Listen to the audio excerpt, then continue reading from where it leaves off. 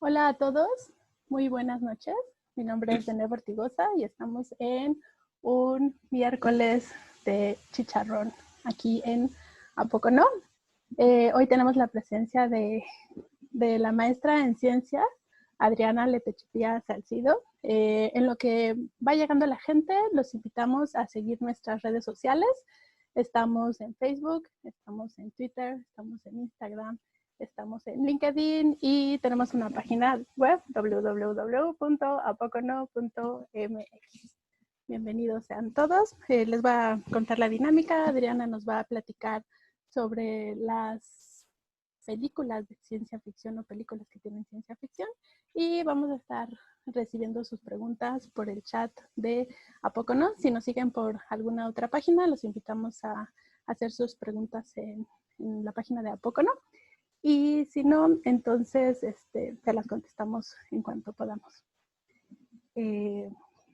Pues sin más preámbulo, vamos a comenzar. Me permito presentar a la maestra en ciencias Adriana Letechipía Salcedo.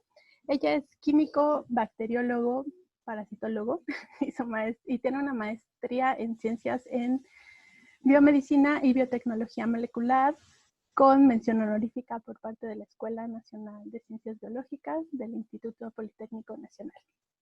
Ella es ganadora del primer lugar al mejor trabajo libre en el sexto Congreso Internacional de Biomedicina y Biotecnología Molecular que se realizó en el 2010 en Acapulco, Guerrero, en nuestro país, México. Ella ha participado en la producción de simposios y programas de investigación en medicina en conjunto con la Facultad de Estudios Superiores Iztacala de la UNAM y el Instituto Nacional de Neurología y Neurocirugía para alumnos de pregrado. Así como en investigación en campo en la comunidad de San Nicolás de Guadalupe, en el Estado de México, para el diagnóstico y conocimiento de enfermedades críticas, esto en el 2009. Adriana es lectora asidua de tópicos científicos de interés actual y de literatura de anticipación científica. Es la actual presidente de la tertulia de ciencia ficción de la Ciudad de México. Ahí próximamente nos va a comentar sobre la página, con quienes celebra reuniones mensuales, da cursos de ciencia ficción y coordina el taller de escritura para amantes de la ciencia ficción, junto con el Fondo de Cultura Económica y la Secretaría de Cultura. Todo esto con el objetivo de acercar al público a la ciencia ficción, no solo a la ciencia ficción extranjera, sino también a la ciencia ficción mexicana. Eso fue solo una de las cosas que hace Adriana. Pues bienvenida, Adriana. Muchísimo gusto de que hayas aceptado nuestra invitación y tenerte aquí para hablar de ciencia y del cine. Bienvenida. Muchas gracias. Disculparán a mi gatita, pero es muy chillona. Entonces, comparto mi... Sí, por favor. tema que vamos a hacer aquí. ¿Listo? Sí, ya, bueno, vemos, exacto. ¿Sí? Qué caray. Ahí va otra vez. ¿Listo? Ok. Bueno, pues muchas gracias por la invitación. Estoy muy emocionada porque pues voy a hablar no solamente de un tema que ha cobrado mucho interés en los últimos años, sino que también es un tema que a mí me apasiona y que me gusta muchísimo. Y bueno, no voy a hacer más, ¿no? Entonces, a mí me preguntaron pues sobre el rigor científico en el cine de ciencia ficción. Entonces, me gustaría primero comenzar con ustedes, pues a hablar de qué es la ciencia ficción, ¿verdad? La ciencia ficción realmente es una especulación realista sobre avances en diferentes ramas del conocimiento y además su impacto en lo que sería el individuo y la sociedad. Realmente el material donde se encuentra la ciencia ficción es muy variado, es decir, hay lo que sería el cómic, el manga, la música, también lo que sería la pintura, la escultura, el teatro, lo que sería también la literatura, que ahí fue donde nació, y obviamente el cine. De hecho, que fue estrenada hace unos años, que se llama Bozal, y que justamente es mexicana. Entonces, está en todos lados, ¿no? Usualmente cometemos un error que no sé si llamarlo error o no, la verdad, porque hace unos cuantos años, estoy hablando de 60 años, se pensaba que la ciencia ficción solamente hablaba del impacto de la ciencia, es decir, ciencias como lo son las matemáticas, la física, la química, en lo que sería el ser humano y en la sociedad. Pero esa definición pues ya se quedó muy corta desde hace bastantes años, ¿no? Entonces, esta definición que les estoy compartiendo es, les digo, más actualizada y abarca realmente todo lo que vemos en la ciencia ficción. Ahora, ¿por qué es poco valorada la ciencia ficción, no solamente en nuestro país, sino en el mundo? Bueno, lo que pasa es que empezó precisamente siendo leída por lo que eran adolescentes y además la forma en la cual era publicada era muy barata. Piensen ustedes en el libro vaquero, pero de los años 30, 40, 50, 60, y a los cuales les llamaban pulps. Entonces, por lo mismo, eran muy relacionados con una baja madurez mental, digamos, y bueno, eso ya cambió. Actualmente es muy vendida y de hecho en el cine, que es la rama que ahorita vamos a platicar, pues es un negocio muy rentable, ¿no? De hecho aquí les puse el dato que encontré por ahí, en donde nos comentan que al año simplemente se hacen 17 y media películas o 18 películas al año de ciencia ficción y además se recaudan 800 millones de dólares solamente de eso. Entonces, es muchísimo dinero, ¿no? Entonces, ¿por qué sería importante? Pues porque la ciencia ficción no solamente nos entretiene, sino que también nos ayuda a conocernos como especie humana, a conocer nuestro entorno, nuestro mundo, cómo funciona, y pues obviamente ha sido una gran inspiración. Muchísimos científicos a nivel mundial han destacado que se han dedicado a la ciencia porque cuando eran jóvenes leían o veían películas de ciencia ficción. Y de hecho, de manera personal, yo recuerdo cuando tenía 4 o 5 años y veía las películas de Depredador, de Alien, La Mosca en aquel momento, Jurassic Park también. Y pues claro que quería yo ser científica, ¿no? ¿Quién no querría clonar dinosaurios? ¿No crees?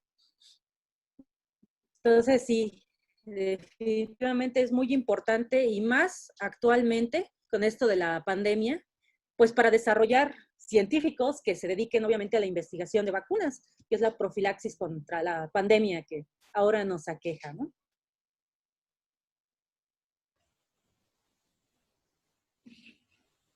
Y bueno, para esto podríamos seguir con que, ¿qué diferencia hay entre la ciencia ficción dura y la ciencia ficción suave? Bueno, pues la ciencia ficción dura precisamente nos habla del rigor científico que se tiene al momento de escribirla o al momento de producirla. Es decir, está basada en hechos que son verosímiles, que son reales y que por lo tanto dotan de una mayor maravilla a la historia. Es decir, ustedes cualquiera de estos textos o cuentos o historias que vean con ese rigor científico, pues técnicamente podrían ser posibles en nuestra realidad. Claro, por alguna u otra razón no lo son, ¿no? Pero imagínense, yo no sé si da miedo, yo no sé si les da maravilla, justamente el asombro de que pueda pasar en cualquier momento, ¿no? De hecho, hay muchas personas que me han dicho, oye, Adriana, eh, pues actualmente la pandemia parece una historia de ciencia ficción, ¿no? Y pues claro que sí, sí lo es, y de hecho ha sido tema de bastantes novelas. Oye, entonces nada más para aclarar, Sí, la ciencia ficción dura es la que se representa en las películas que podrían estar pasando, ¿no? O sea, que la tecnología nos está orillando a eso, mientras que la ciencia ficción suave es cuando las películas se basan un poquito en la ciencia y la tecnología, pero luego exageran o hacen cosas que todavía no, o físicamente no son posibles o que no tenemos esos conocimientos. Solo para aclarar. ¿Eso es correcto? exactamente, es correcto. Y eso no lo hace menos especial, ¿no? Ahora sí que el gusto se divide en géneros. Habrá personas que les guste más la ciencia ficción dura y que la defiendan a capa y espada, y habrá otras personas a las cuales les guste más las historias de ciencia ficción suave. Y está bien, ¿no? El chiste de esto es difundir la ciencia, difundir el conocimiento, reflexionar acerca de nuestro entorno y obviamente aprender también de esas historias. Y de hecho, bueno, pues para seguir con este tema, pues me gustaría justamente presentarles algunas películas que hablan sobre estos temas.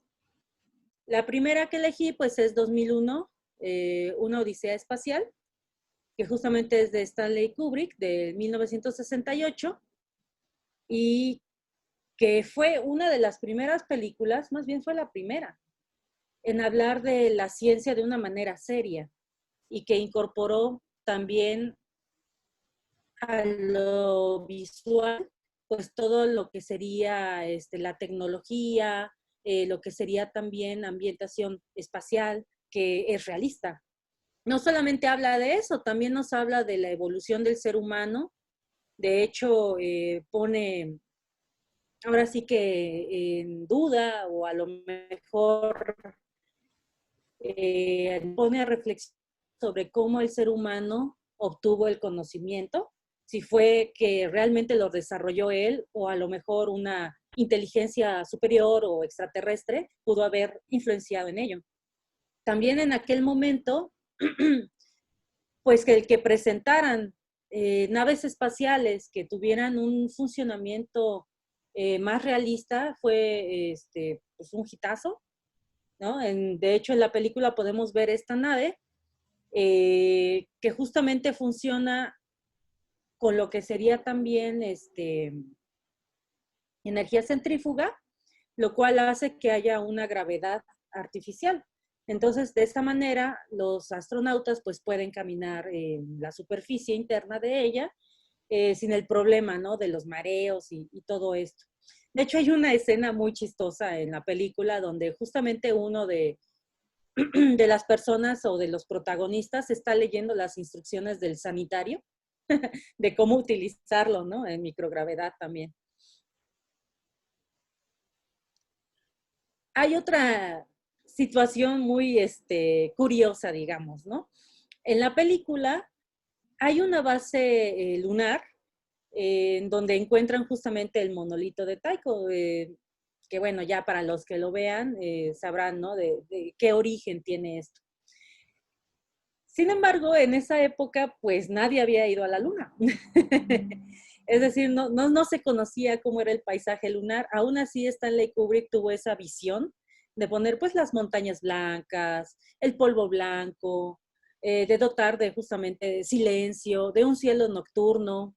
De hecho, ahí al fondo se ven las estrellas, el cómo utiliza también la iluminación. Entonces, hay muchas personas que piensan que Stanley Kubrick estuvo conspirando con lo que sería el gobierno de los Estados Unidos para hacer justamente una película de cómo el hombre podría llegar a la luna. Y de ahí que haya tanta conspiración de, por Dios, nunca fuimos a la luna y es una película y qué sé yo, ¿no? Pero es por el realismo con el cual está hecho. Claro, porque tú no sabías, o sea, el hombre llegó a la luna en el verano del 69. Exacto. Y la película se hizo antes. Entonces, ¿cómo podía imaginarse Stanley Kubrick este panorama, este ambiente, si nadie había estado, ¿no? Entonces, te prueba un poquito lo de, pues, todo el contexto científico que él tuvo que haber hecho para desarrollar la historia, pero a la vez aumenta un poquito las teorías estas conspiracionistas, ¿no? En donde, pues, dicen, no, pues es que si ya hizo una película, pues puede recrear la llegada a la luna, ¿no? Pues claro, ¿no? Y yo creo que es un poco sensato pensar así, ¿no? Pero la realidad es que el ser humano puede muchísimo más que eso como para que no le crean, ¿no? Otro tema muy importante de esta película es justamente el problema de la inteligencia artificial, en donde desarrollan un personaje que se llama HAL 9000. Esta inteligencia, pues es como, digamos, el personaje más humano de la película. De hecho, también para los que ya la hayan visto, se habrán dado cuenta que es el que más expresa, por ejemplo, miedo o incertidumbre. Entonces, esto pues también nos habla de la especulación que hay acerca del día en que lleguemos a la singularidad, es decir, en el momento en el cual una inteligencia artificial en efecto esté pensando por sí misma, en efecto pueda ser creativa y probablemente en efecto también pueda tener sentimientos humanos, ¿no? Y cómo respondería el ser humano a un ente, a un ser de esa constitución, ¿no? Entonces, en la película lo dejan muy claro, de hecho es visto como uno de los, ¿cómo decirlo? Personajes más misteriosos, más interesantes, y bueno, yo la verdad la recomiendo muchísimo, y ya después ustedes me dirán. Otro punto que toca la película es justamente quién está mandando este monolito a la Tierra, ¿no? Y por qué también está en la Luna, y por qué lo encontramos en el espacio, y es tan perfecto, y es tan oscuro, y es tan raro, que bueno, es evidente que es una inteligencia extraterrestre, ¿no? Entonces, ¿cómo sería el contacto de la raza humana con un extraterrestre? Es decir, ¿qué tienen para darnos o nosotros qué tenemos para darles a ellos y cuál sería el motivo de este contacto, ¿no? Entonces, la verdad es que la película es muy compleja. Hubo muchas personas que de plano se salieron de la sala porque decían, yo no entiendo de qué está hablando esto. Hasta la fecha hay muchas personas que no comprenden al 100% lo que Stanley Kubrick quiso plasmar. Y por esa razón es una película de culto, ¿no? Y que no solamente es eso, o sea, que nos inicia en el cine de ciencia ficción. Dime. Claro, porque yo he visto muchos posts en Facebook y comentarios en donde dice así como que las 10 cosas que tú tienes que saber de la película Odisea 2001 para poder entenderlo, ¿no? O sea que, y hacen un análisis como muchísimo más complejo e incluso si la ves después de haber visto ese tipo de comentarios, entonces ya queda como muchísimo más claro toda esta profundidad y las cosas que no se dicen y que se muestran solo con imágenes, ¿no? Y recuerdo que hay unas escenas en donde están dentro de la nave que también era teórico porque no habíamos ido al espacio, ¿no? Y entonces, Exactamente. en la película son escenas de el protagonista caminando y caminando y caminando, no se oye ruido, nada, ¿no? Entonces, como que estas cuestiones vívidas del espacio y eso, pues sí están plasmadas perfecto en la película. Claro. Y de esto podríamos pasar horas platicando, ¿no? No solamente de eso, sino también de la banda sonora. De hecho, en la Cineteca Nacional hay un curso de ciencia ficción en el cine, en donde técnicamente tienen 2 sesiones únicamente exclusivas para lo que es esta película. Entonces ya de ahí ya podemos ver que es muchísimo más de lo que podemos apreciar, ¿no? Claro. Hay otra película que es buenísima, que se llama Gattaca.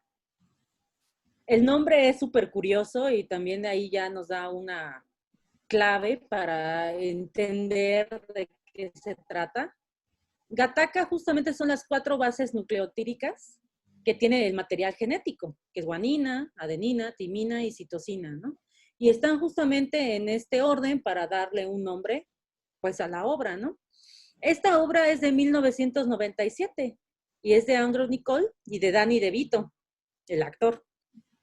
Entonces, en ella nos habla de los problemas que hay en lo que es la modificación genética de organismos vivos, obviamente, ¿no? Y ya no nos metemos ni siquiera con los animales o las plantas, ¿no? Aquí hablamos exclusivamente de seres humanos, de cómo en un futuro, a través de estas técnicas, se podrían crear humanos eugenésicos, es decir, verdaderamente creados con las características deseadas, ¿no? En la película hasta hacen un chistorete por ahí de qué color quiere de ojos, de piel, ¿no? Pero ya más profundamente es, si tú quieres que tu hijo sea un atleta, si tú quieres que tu hijo tenga una capacidad mental superior para poder, digamos, enfrentar problemas, pues no solamente filosóficos, ¿no? Sino también científicos, Si tú quieres que además tu hijo tenga algunas características al azar, como por ejemplo problemas de alcoholismo, problemas de corazón, etcétera, ¿no? Entonces hay algunos padres que quieren que su hijo sea natural al 100%, de hecho en la película les llaman hijos de Dios, quieren a algunos que sean superhumanos, es decir, 100% modificados, y otros que dejan algunas cosas al azar. Esto divide a la población o a la sociedad en niveles jerárquicos de importancia y de valor humano. Entonces, aquellos que son al azar son, digamos, las personas que se dedican a las tareas extremadamente más sencillas, como lo sería, por ejemplo, la limpieza de un edificio, y a los que serían verdaderamente modificados, pues a tareas mucho más complejas, ¿no? Como, por ejemplo, carreras espaciales para poder viajar al espacio. Y toda la película está plagada de simbolismos, ¿no? Aquí les puse justamente una imagen en donde está Vincent, que es el personaje que está arriba de la escalera, y está Eugene, que está abajo. Eugene significa justamente verdaderamente creado, viene de Eugenio, eugenesia. Y vean ustedes que la escalera justamente parece la cadena o la hebra de DNA. Como les había dicho, la sociedad se divide en jerarquías o niveles, digamos, y justamente hay los que son los no válidos, que son los niños que son al azar, digamos, que no son autorizados para poder cursar esas carreras que son complejas, y los que son válidos, es decir, los que sí lo pueden hacer porque su material genético aparentemente lo permite, ¿no? Entonces, con esto viene el problema de la suplantación de identidad. La suplantación de identidad, pues obviamente nos hace pensar, bueno, pues el valor de las personas, en si tú realmente quieres ser tú mismo o quieres pertenecer a una élite y todo esto, ¿no? Aquí quiero hacer énfasis en que vean que la ciencia ficción no solamente hace o reflexiona problemas que son propios de la ciencia, ¿no? Sino también sociales. De ahí que justamente esa definición que yo les daba pues sea mucho más amplia. En la película no solamente hablan de estos problemas, sino también de las técnicas que necesitarían estas personas para poder suplantar esa identidad. Entonces podemos ver jeringas, matraces, sangre, orina, pestañas, folículos pilosos, uñas inclusive, que sería ese material. Aquí también nos hablan de una técnica que se llama amplificación de DNA, o también le llaman en inglés PCR. Entonces vemos las hojas donde ya viene amplificado ese material genético y donde justamente nos habla de, por ejemplo, las características genéticas que tendrían esas personas, ¿no? Y pues bueno, ahí vemos todo ese material.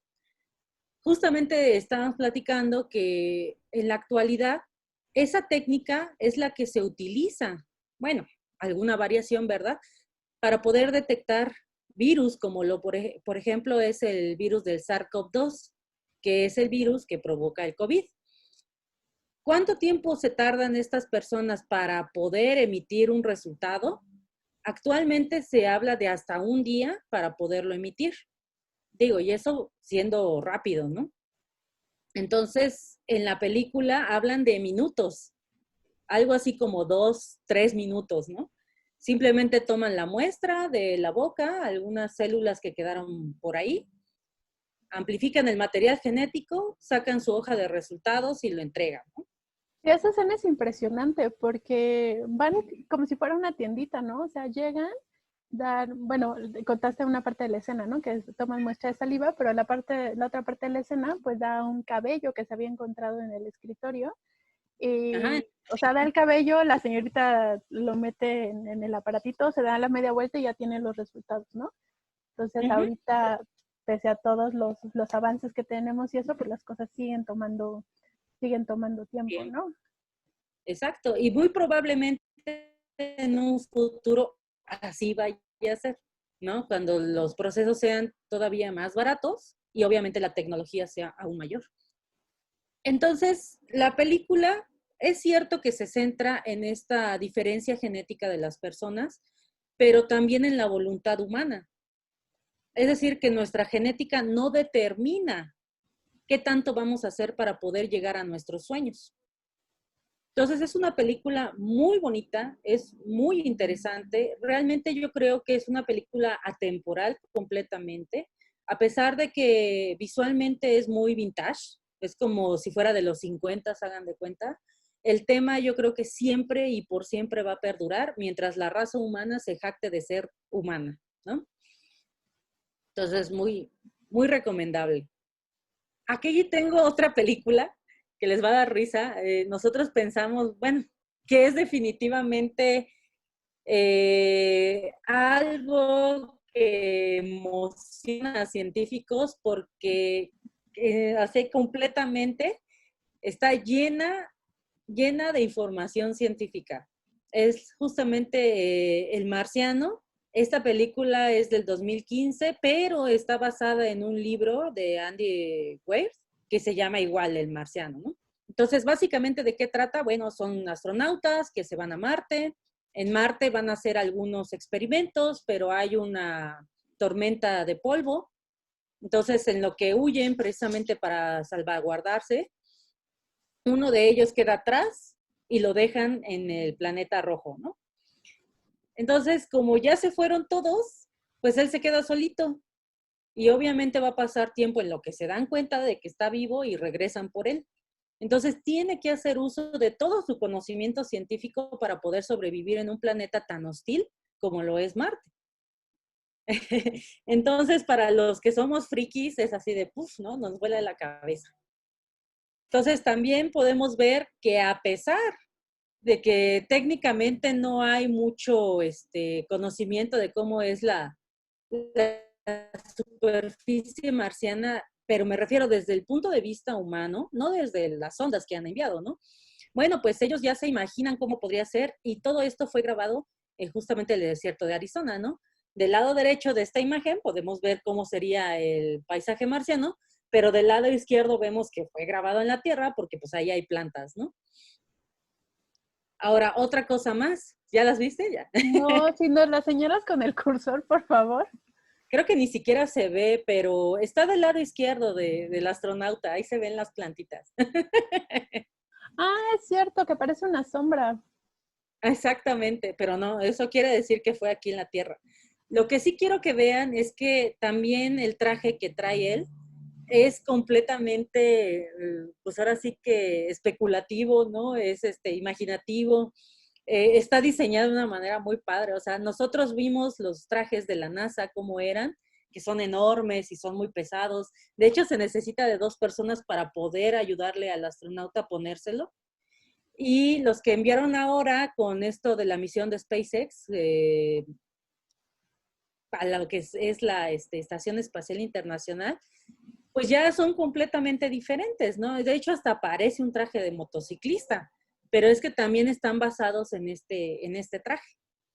Claro, y también en las en la en lo de SpaceX, pues al final lo que estaban intentando hacer es publicidad para sus vuelos, pues que todo el mundo pueda ir, ¿no? Entonces al final yo recuerdo mucho que esta cápsula, claro, turismo espacial, esta cápsula era así de con pantalla para tocar y todo súper fácil porque pues ellos eran turistas que estaban paseando y no tenían que hacer nada, ¿no? Un poco semejante a la película de Jurassic Park cuando ven estos coches que no hacen nada, ¿no? Pero sí, perdón. Claro, claro. Y obviamente, pues a quién no le gustaría ir así. Yo sí me anoto, ¿no?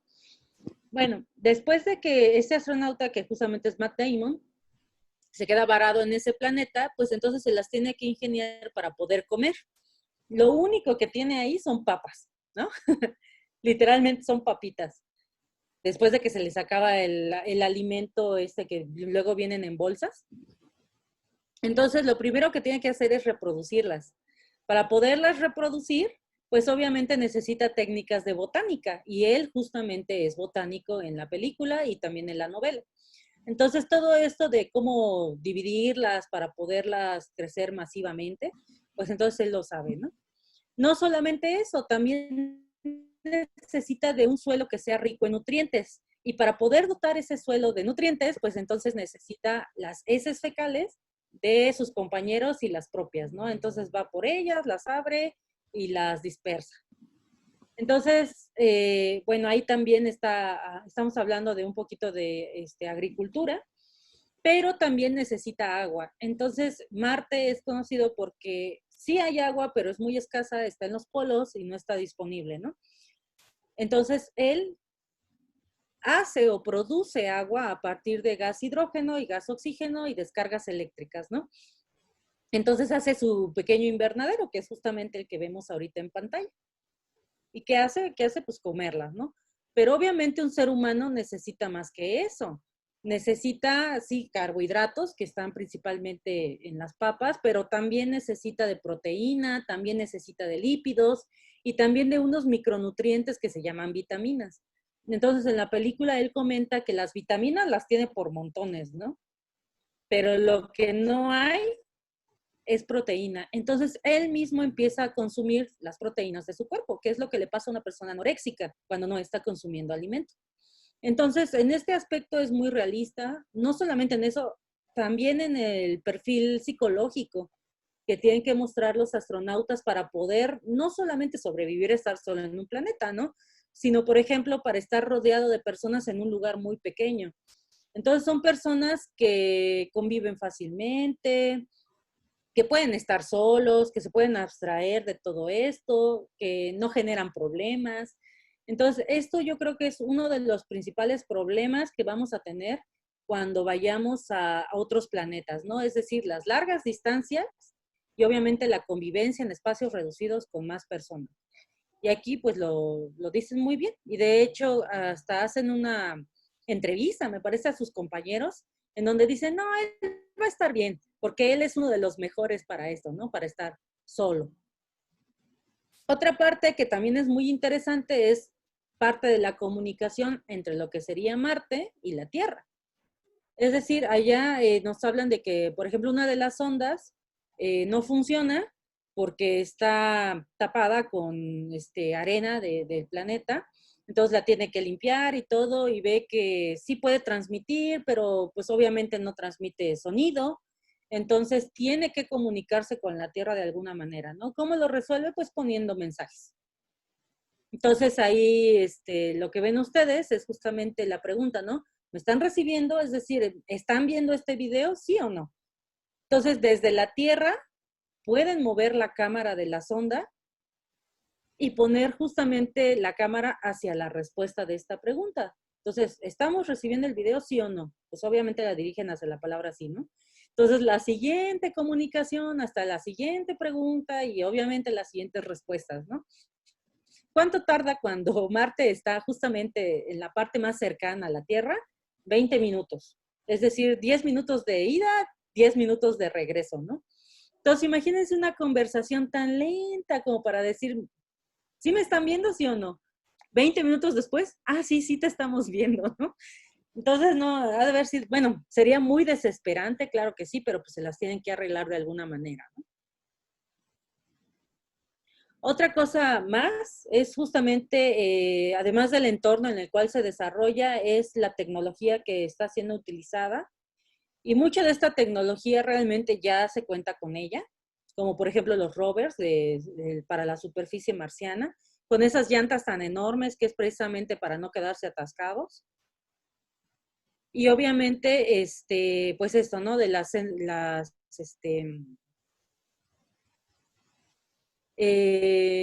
que sería el combustible, pues, para poder moverlos. Y en la película, por ejemplo, utilizan isótopos para poderse mantener calientitos, ¿no? ¿Por qué? Porque, pues, a pesar de que la superficie, la mitad del día, digamos, le da el sol, pues también durante un periodo de tiempo no le da, entonces, pues hace frío, ¿no? Y pues estas personas, pues, se pueden morir. Entonces, aquí tengo otra película que también les recomiendo muchísimo, que es Arrival. Arrival es una película del 2015 que salió prácticamente a la par de esta película que acabamos de ver, de El Marciano. También está basado, pero esta vez es en un cuento de Ted Chiang. Este Ted Chiang es un escritor muy bueno, pero solamente tiene cuentos. Y todos, o la mayoría más bien de sus cuentos, están premiados. Entonces, no solamente vale la pena ver la película, sino también conseguir el cuento y leerlo. En esta película dejamos un poquito de lado lo que serían las ciencias exactas y nos vamos a las humanísticas, como la lingüística. También hablan de lo que sería el contacto con extraterrestres. En este caso descienden 12 naves espaciales, perdón, pues sí, naves espaciales extraterrestres a nuestra Tierra, en diferentes puntos de ella. Obviamente hay un problema político terrible porque pues empiezan a politizarlo, ¿no? Justamente. ¿Quién va a tener, digamos, la batuta para poder conversar con estos extraterrestres, para saber qué quieren? Y siempre y cuando para no iniciar lo que sería pues una pelea o una invasión, ¿no? Obviamente hay mucho miedo. Yo creo que al principio a mí también me daría miedo, aunque también me daría mucha curiosidad. Hablan de cómo sería el entorno interno de estas naves. Aquí hay algo bien importante. Quiero que vean que las personas que están ingresando a la nave traen sus escafandras. ¿Por qué? Porque no sabemos si, por ejemplo, hay patógenos extraterrestres que puedan infectar a los seres humanos. Y esa es una verdadera pregunta que aqueja, yo creo, a muchos científicos hoy en día y personas entusiastas del contacto extraterrestre, ¿no? ¿Cómo va a ser ese primer contacto? Incluso hay una escena, ¿no? En donde llegan, o sea, justo recién llegan y les inyectan antibióticos de amplio espectro, ¿no? Como diciendo, bueno, quién sabe qué puede haber, pero aquí te va una Pero ayuda. lo que nosotros tenemos ahí les va, ¿no? Exacto. Sí, ha de doler bastante si les pusieron también del tétanos. Bueno, entonces eso es de un lado de la habitación, ¿no? Del otro lado de esa habitación, pues vemos una pantalla que es justamente translúcida. Detrás de ella están estos extraterrestres y es un ambiente completamente diferente al que tienen los seres humanos. También se ha hablado de especulación científica en cuanto a la astrobiología, de cómo podrían ser esos extraterrestres. Hay muchas personas que piensan que podrían ser antropomorfos, es decir, que tienen una cabeza, dos brazos, dos piernas, un tronco, que a lo mejor hasta pueden tener genitales de dos géneros, como es aquí en la Tierra. Pero hay también bastantes, digamos, escritores, bastantes científicos que piensan que lo que hay afuera es completamente diferente a lo que estamos pensando, ¿no? Entonces, pues digamos, pues algunas corrientes que son como muy populares está en que sean como cefalópodos, es decir, que parezcan, por ejemplo, pulpos. Y de hecho ahí lo vemos, ¿no? En la parte de abajo, no se ve mi puntero, pero en la parte de abajo justamente se ven como si fueran manos, pero también parecen, ay, se me fue el nombre. ¿Como Bueno, pies? ándale, como extremidades de cefalópodo. Entonces, pero vemos que son altísimos, ¿no? Son enormes, o sea, aquí se ven 6 personas, ¿no? Una encima de otra. Pues, ¿cuánto será eso? ¿Qué te gusta? 3, 6, como unos 9 metros, ¿no? Más o menos. Entonces, hay algunos otros textos donde justamente hablan que también podrían ser como estrellas de mar y generalmente lo relacionan con terror y ciencia ficción, pero es que pues claro, o sea, es algo que nunca hemos visto. Entonces, ¿cómo podríamos reaccionar a eso? Pues podría ser desde el asombro hasta el terror, ¿no? Absoluto. Sí, hay algunas, como que muchos animales están basados en las cuestiones marinas, ¿no? Porque mientras más estudiamos, vemos cosas muchísimo más exóticas y diferentes en el mar, o sea. Exacto. Y lo que falta todavía, ¿no? En el abismo, o sea, hay muchísimas especies que todavía no se descubren, digamos.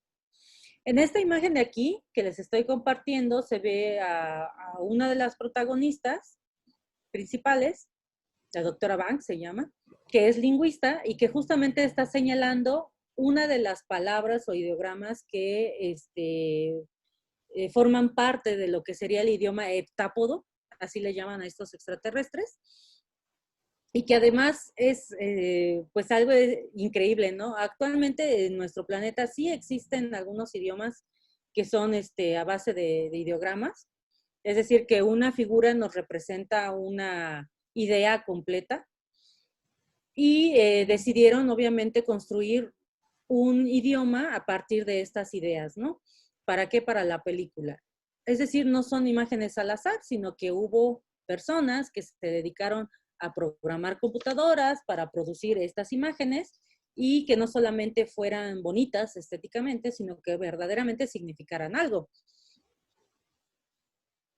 Vale la pena decir ahí que hay dos partes de lo que sería el idioma heptápodo. Por un lado, el heptápodo A le llaman, que es el idioma hablado, que son sonidos como, digamos, como murmullos, como si fueran bocinas. De hecho, lo comparan un poco con el canto de las ballenas. Y por otro lado es el idioma escrito, que es el que estamos viendo aquí. Aquí se ve parte de justamente el programa que utilizan en la película para decodificar este lenguaje. También hay una imagen en la parte de abajo que está dividida en 12 segmentos, que es como los diseñadores lo vieron en su mente para poderlo, digamos, descifrar. Entonces, es un idioma que no es lineal, como por ejemplo, sería el español o en inglés. Es decir, no tiene un inicio y un final, como lo sería escribir de izquierda a derecha. Es completamente redondito, lo cual habla bastante de cómo es la idea del tiempo en la película para los heptápodos, ¿no? Que es no lineal. No hay un principio y no hay un final. De hecho, es tan buena esta, digamos, visión de ese lenguaje que actualmente hay muchas personas cooperando para poder desarrollar el lenguaje, entenderlo y además crear un programa con el cual se pueda producir pues una comunicación a través de ello, ¿no? Todo está súper interesante. Por último, me gustaría compartirles esta película que es mexicana, es del 2018, se estrenó aquí en México y de hecho hasta hay veces en que la pueden encontrar gratuita, así que terminando esto definitivamente tienen que verla. Se llama Cygnus, el director es Hugo Félix Mercado y el guionista es Carlos Salvaguante, que de hecho ha ido a la tertulia de ciencia ficción de la Ciudad de México y nos enseñó. Me gustaría mostrarles aquí el guión, que es justamente de él, ¿sí? Entonces hasta lo pueden adquirir también. Y si todo esto vuelve a la normalidad y lo tenemos en la tertulia, hasta le pueden pedir que se los firme. Entonces, esta película se desarrolla justamente en Puebla, en el Pico de Orizaba, y habla también del contacto pues, extraterrestre, ¿no? Habla de una constelación que es la de Cygnus o la del cisne, en donde hay un objeto que se llama X3, que justamente es una estrella girando alrededor de un objeto y no se sabe qué es ese objeto. Entonces hay mucha especulación al respecto, ¿no? Por lo mismo de que es en el Pico de Orizaba, pues entonces hay mal de montaña y entonces empiezan a jugar no solamente con cómo sería ese contacto o cómo podríamos obtener información para poderlo hacer, y además, pues obviamente la realidad, ¿no? Cómo se deforma, cómo es observada desde el individuo, ¿no? Y es diferente para todos los demás. Entonces, es una película que no solamente también tiene el rigor científico, sino que también ha ganado muchísimos premios aquí en México y no solamente aquí, también en Alemania ha ganado y en otros países más. Entonces, definitivamente, pues tienen que verla, ¿no? Entonces, hasta ahí con las películas que les recomiendo. Y pues claro, me gustaría también invitarlos a la página de la tertulia de ciencia ficción de la Ciudad de México, no solamente para que se enteren de nuevas películas, de notas o de artículos científicos que obviamente se basan en ellos, sino también para que vean las propuestas que tiene la tertulia, que también se sumen a los cursos que próximamente daremos o también al taller de escritura para amantes de ciencia ficción, ¿no? Se piensa que en México no escribimos ciencia ficción, pero bueno, ya les mostré una película. Hay más, obviamente. Hay también escritores varios. Algunos de ellos cooperan justamente en este taller. Y pues la idea es que hacer de México una potencia fuerte, ¿no? Y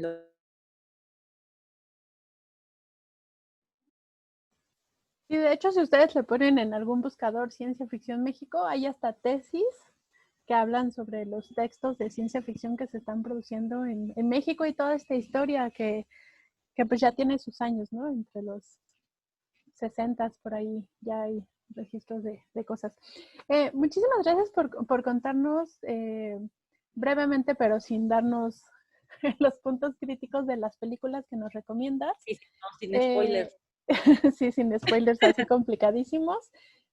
Una de las cosas que habíamos quedado es que nos platicara Adriana sobre las películas de ciencia ficción que hablaban de ciencia dura, ¿no? Entonces, a lo largo de esta charla, pues eso es lo que hemos querido, bueno, Adriana ha querido platicarnos, porque pues películas de ciencia ficción hay muchísimas, pero estas se caracterizan por haber tomado en cuenta elementos que pueden ser realidad o que ya estaban realizándose, ¿ok?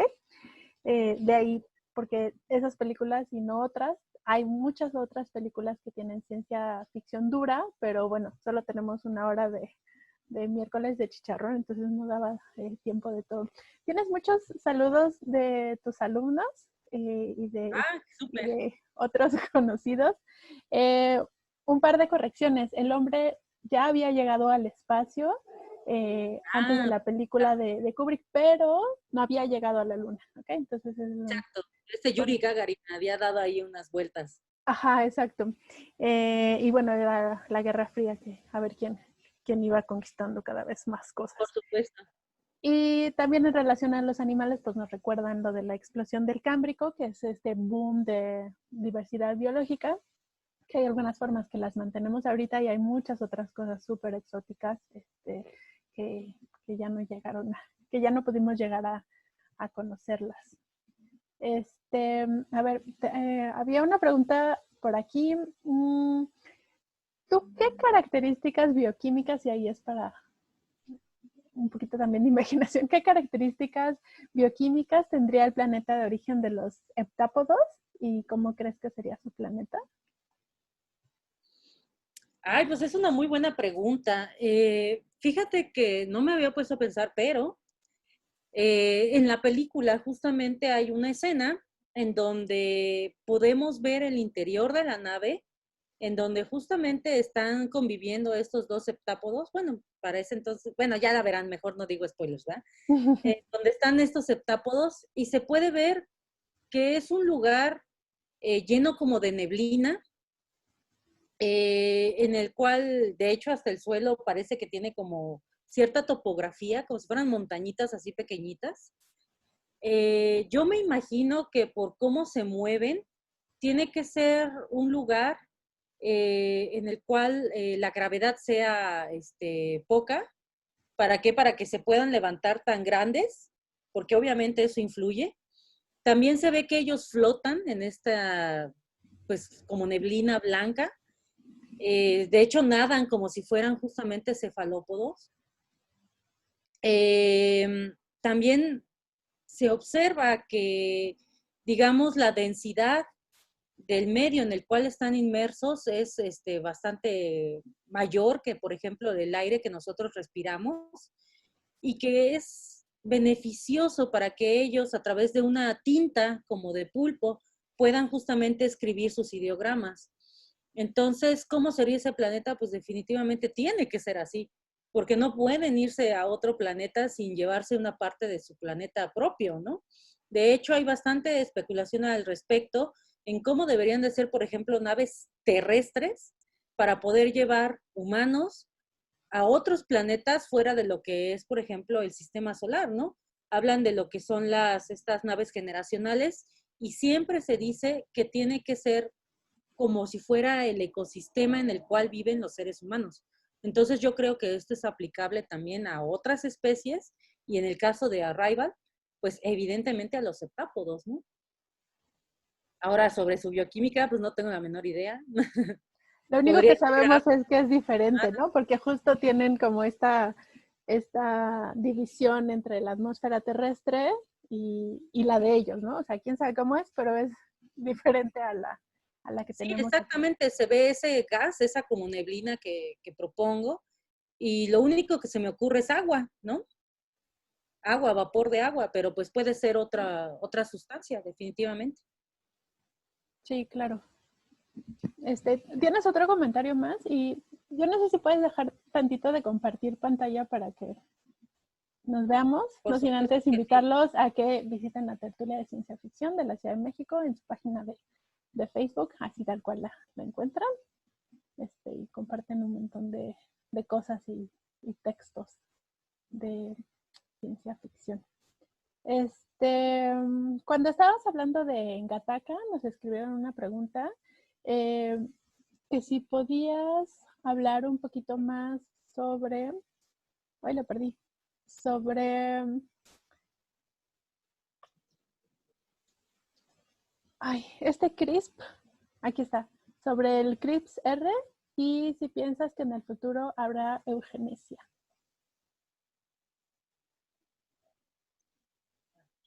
A ver, déjame ver si entendí bien porque creo que no te escuché bien. Es sobre CRISPR y si en el futuro va a haber algo ¿de qué? Claro que si nos podías hablar un poquito más sobre la técnica de CRISPR y si piensas que en un futuro habrá eugenesia, sin meterte Eugenesia. más. Yo pienso que sí, CRISPR justamente es una técnica que tiene el nombre de lo que sería en inglés Clustered Regularity, perdón, Regularly, Interspaces Short Palindromic Repeats, es decir, repeticiones palindrómicas cortas, agrupadas y que regularmente están interespaciadas, es decir, es una técnica de corte y de modificación de material genético. Antes ya se tenían estas técnicas y lo nuevo de esta técnica es que es más específica. Es decir, el error o la incertidumbre de dónde se está cortando el material genético es mucho menor y por lo tanto es más exacta. Entonces nos abre un horizonte a poder tener mayor tecnología para poder modificar el material genético, no nada más de seres humanos, sino también de otras especies como lo es en este momento bacterias, o también podrían ser virus, o también podrían ser animales, y esto siempre para la mejora, ¿no? De hecho, actualmente, por ejemplo, se me ocurre lo que es la producción de insulina, ¿no? Lo que es la producción de vacunas también. Todo esto se puede ver beneficiado por esa técnica. En el caso de animales, hacerlos, digamos, más, que produzcan mayor carne, mayor leche, que no sufran tanto también, gracias a estas modificaciones.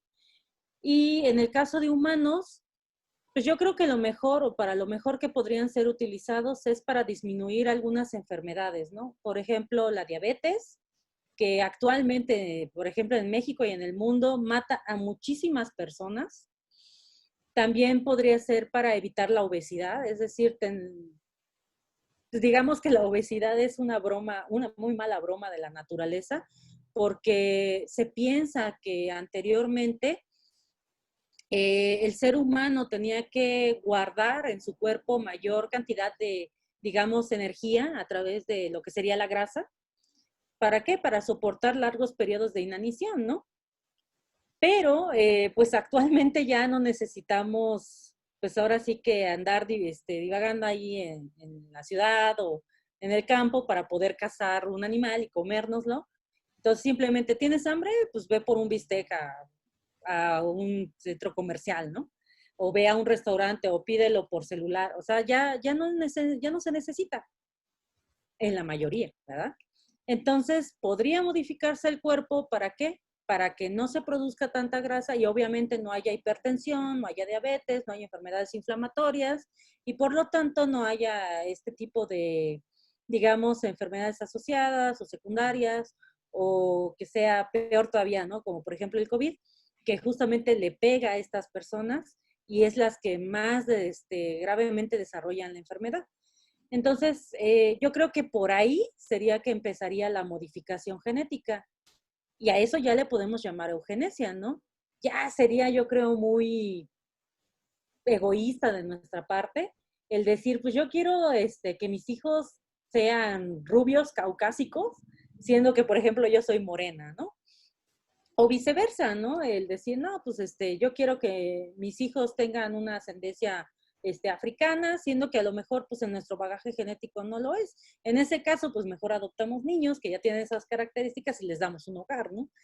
Pero bueno, ya el ser humano luego también está tan loquito que a lo mejor para algunas películas y desarrollar personajes que sean así muy extravagantes, pues a lo mejor sí se hace, ¿no? Pero estoy hablando ya de especulación, definitivamente. Por el momento, pues habría que comer menos o comer justo lo que necesitamos, ¿no? O hacer ejercicio Sin también. pasarnos, sí, en lo que llega. Definitivamente. Sí. Otra cosa de Gataca interesante de mencionar, y ya casi para terminar este miércoles de chicharrón, es que se da en la época en la que ya estaba el proyecto del genoma humano, ¿no? Entonces ya había un gran proyecto con muchísimo dinero, muchísimos investigadores involucrados, tratando de explicar o más bien de mencionar cómo era todo el genoma humano, ¿no? Me parece que en el 2003 es cuando termina el proyecto y esta película es de 1997, ¿no? Entonces, pues está usando temas que estaban ahí en boga, ¿no? Esto de nuevos conceptos o sea, que ya estaban en la biología, pero pues que estábamos integrando porque en los medios de comunicación hablaban sobre el proyecto del genoma humano y todo eso, ¿no? Exactamente. Y es que esa es la idea de la ciencia ficción, o sea, tomar los nuevos, digamos, temas que van surgiendo de investigación, descubrimientos y ver hasta dónde nos pueden llevar, ¿no? Y no solamente reflexionar sobre como tal la técnica o eso, sino también la ética que puede desatar, ¿no? El reflexionar cómo va a impactar en la vida del ser humano. Claro, que se menciona también en la película que nos hablaste sobre las ciencias humanísticas, ¿no? No nada más esto de ciencias duras Que le llaman duras o exactas, ¿no? también. Para terminar, ¿algún comentario que nos quieras hacer? Algo que quieras que nos llevemos a casa. Pues fíjense que, ¿qué comentario les podría hacer? Leer definitivamente te va a dar más que una vida, ¿no? Te va a llevar por mundos, por mentes, personas, culturas. Entonces, leer cualquier material es muy bueno. Ahora, nuestro país, México, necesita lectores de ciencia. Y si lo tuyo es empezar apenas en eso, la ciencia ficción es muy buena. O sea, te atrapa, te enseña, te hace reflexionar y te divierte. Y de ahí estás a un paso pequeñito a irte a artículos de divulgación científica y, ¿por qué no?, hasta poder leer un artículo científico de rigor. ¿Para qué? Para poder entender todos los problemas que no nada más aquejan a nuestro país, ¿no?, sino también al mundo. Entonces, sí, definitivamente necesitamos que México sea más fuerte en lo que es la ciencia, y eso no solamente nos va a beneficiar, digamos, a nivel mundial, ¿no?, sino también a nivel personal y en nuestras familias, en nuestros ámbitos más cercanos, para poder, obviamente, abrazar todo esto y que mejore nuestra calidad de vida. Pues muchísimas gracias, Adriana, por tu presencia en este miércoles de chicharrón. Muchísimas gracias a todos los que estuvieron escuchándonos y poniendo sus comentarios. Adriana los va a leer todos al ratito. Me queda invitarlos al miércoles de la siguiente semana, donde Alberto Guerra nos va a hablar sobre ilustración científica en estos tiempos, ¿no? A muchos años después de que son los naturalistas. Los invitamos a seguir en nuestras redes sociales. Tenemos nuestra página de internet, www.apocono.mx. Y pues muchísimas gracias. Nos vemos la siguiente semana. Gracias. Gracias, Adriana. Bye.